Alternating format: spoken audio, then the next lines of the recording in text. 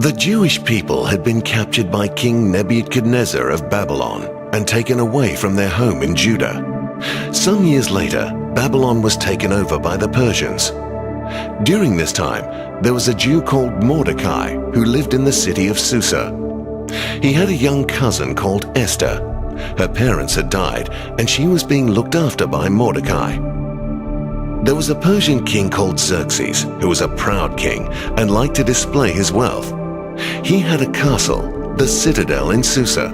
It was very impressive with lots of servants. While he was having a banquet, his wife Vashti refused to come and show everyone her crown. This made Xerxes very angry with her. The king's servants suggested the king find a suitable replacement queen. A search began to bring the most beautiful young women from every province for the king to choose a new wife. The girls all went through an entire year of beauty treatments, and then they were presented at the palace for the king to choose from. The king watched as each woman was presented, and when he finally met Esther, he liked her more than any of the other women, and he crowned her queen. Mordecai came often to the palace gate to keep in contact with Esther. There was another man called Haman who held the highest position in the kingdom, and he wanted everyone to bow down to him.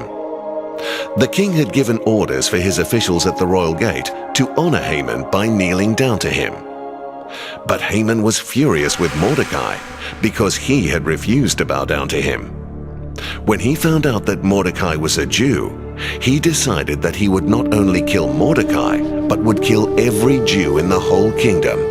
He was very angry.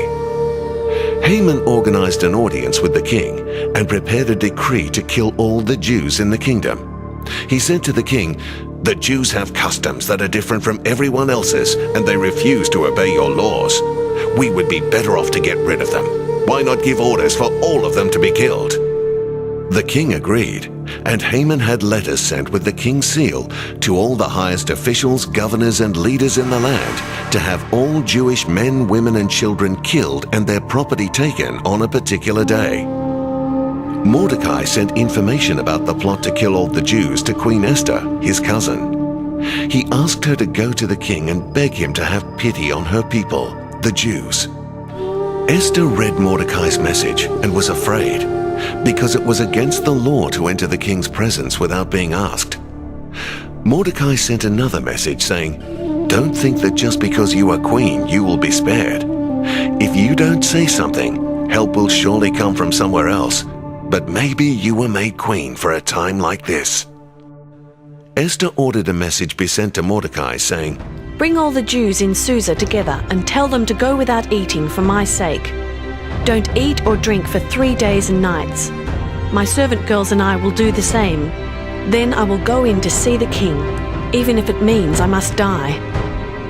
And Mordecai did everything Esther told him to do.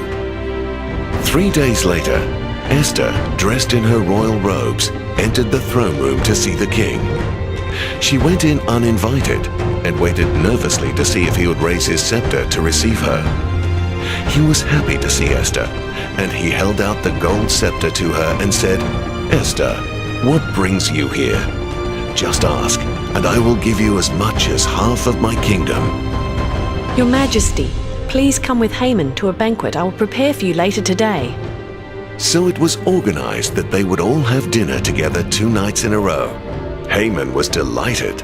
He was being seen as the king's favorite, and the queen had honored him, allowing him to join them at their dinner. Queen Esther had other plans. She revealed Haman's evil scheme to kill all the Jews, and the king was very angry. The king had Haman hanged immediately. The king made a new law that not only saved the Jews from being killed, but gave them the right to defend themselves against their enemies. On the appointed day, the Jews pursued their enemies and were victorious. Esther had indeed been made queen for a very special purpose.